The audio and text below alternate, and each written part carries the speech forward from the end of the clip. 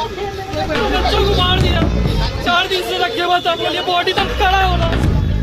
मंगलवार आसनसोल के भगत सिंह मोड़ इलाके में स्थित एक निजी नर्सिंग होम के खिलाफ आसनसोल के रेलपार इलाके के बाबू तालाब क्षेत्र के कुछ लोगों द्वारा गंभीर आरोप लगाए गए। इन लोगों का कहना है कि एक दूसरे नर्सिंग होम में उनके घर की एक लड़की ने एक बच्चे को जन्म दिया था, लेकिन बच्चे की हालत बिगड़ने की वजह से उस नर्सिंग होम के सुझाव पर वह मां और बच्चे को भगत सिंह मोड़ के इस नर्सिंग होम में लेकर आए। पिछले 7 दिनों से वह इस नर्सिंग होम में भर्ती है, लेकिन अभी तक बच्चे की हालत में कोई सुधार नहीं आया है। ऐसा लग रहा है कि बच्चे की मृत्यु हो चुकी है, लेकिन निजी अस्पताल द्वारा सिर्फ बिल बढ़ाने के लिए बच्चे को रख दिया गया है। घटना के बारे में परिवार के सदस्य मोहम्मद अमीनुल्लाह ने बताया कि उनकी भतीजी ने एक अन्य नर्सिंग होम में एक बच्चे को जन्म दिया था, लेकिन बच्चे की हालत बिगड़ने पर उसे भगत सिंह मोड़ के इस नर्सिंग होम में भर्ती कराया गया। लेकिन अब उनको आशंका है कि बच्चे की मृत्यु हो चुकी है, लेकिन अस्पताल की तरफ से सिर्फ बिल बढ़ाने के लिए मरे हुए बच्चे को रख दिया गया है। उन्होंने कहा कि पहले ही 2.5 लाख रुपए के आसपास खर्च हो चुका है। उन्होंने कहा कि अगर इसी तरह से निजी नर्सिंग होम द्वारा लोगों को ठगा जाता रहा तो लोग कहां जाएंगे।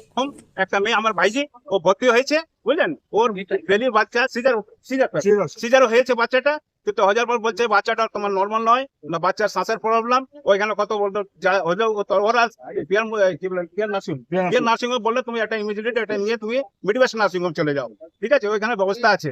যে এখানে আনলাম তখন কিছু পয়সা নিয়েছে, জমা নিয়ে 60,000 কত স্টার নিয়েছে, 40,000 প্রথম নিয়েছে, তার আবার 20,000, আবার 1,60,000। এরপরে বলছে শ্বাসের প্রবলেম, তার বলছে কিডনি প্রবলেম, এটা কিডনি নয়। হ্যাঁ, তার আজ কদিন থেকে রাখা 1 সপ্তাহ হয়ে গেল বুঝলে, তখন বলছে শ্বাস চলছে, তখন বলছে না এখন ডেথ হয়ে গেছে। এই নিয়ে আমরা আমাদের লোক সব চলে এসছে বাড়িতে যে মাটি খবর দেবো, আমরা মাটিতে আসবো, কিন্তু এরা বারবার বলছে কখন শ্বাস চলছে কখন বারবার নিয়ে ইয়ার কনফিউজন রেখেছে বুঝলেন। মানুষকে পয়সা বার করবার জন্য এরা এতদিন থেকে রেখেছে বুঝলেন, 1 সপ্তাহ থেকে। এই মিডওয়েস্ট নার্সিংটাকে শুধু দেখবার জন্য আমাদের মা বোন ছেলেরা আসবে কি করে? যদি এভাবে চলে, ডাক্তার যদি চায় যে আমি এখান থেকে ব্যবসা করবো, 2 নম্বর ব্যবসা করবো, তো এটা পেশেন্টটা কি করে চলবে বলুন? এইভাবে মানব পেশেন্টটাকে বলছে আমরা পেশেন্টটা ভালো আছে, আপনার নিজের দায়িত্ব নিয়ে যান। 3-4 দিন থেকে বাচ্চাটা ভালো নেই, আমরা কন্ডিশনে দেখে বুঝতে পারছি, কিন্তু এরা রেখেছে শুধু পয়সাটা বাড়াবার জন্য।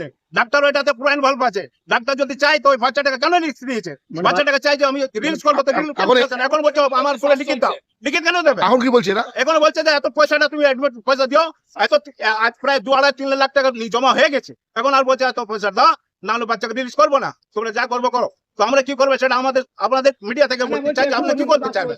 এইভাবে যদি আপনার করবে হবে, তার বাচ্চারা কি করে ভর্তি হবে, মা বোনরা কি করে ভর্তি হবে? এই নিয়ে আজ 5 সপ্তাহ আগে 1-1.5 মাস আগে একটা ঘটনা হয়েছিল, এটা চলছে তো হয়েছে। এই নিয়ে আমাদের পুরো আসানসোল বদনাম আছে।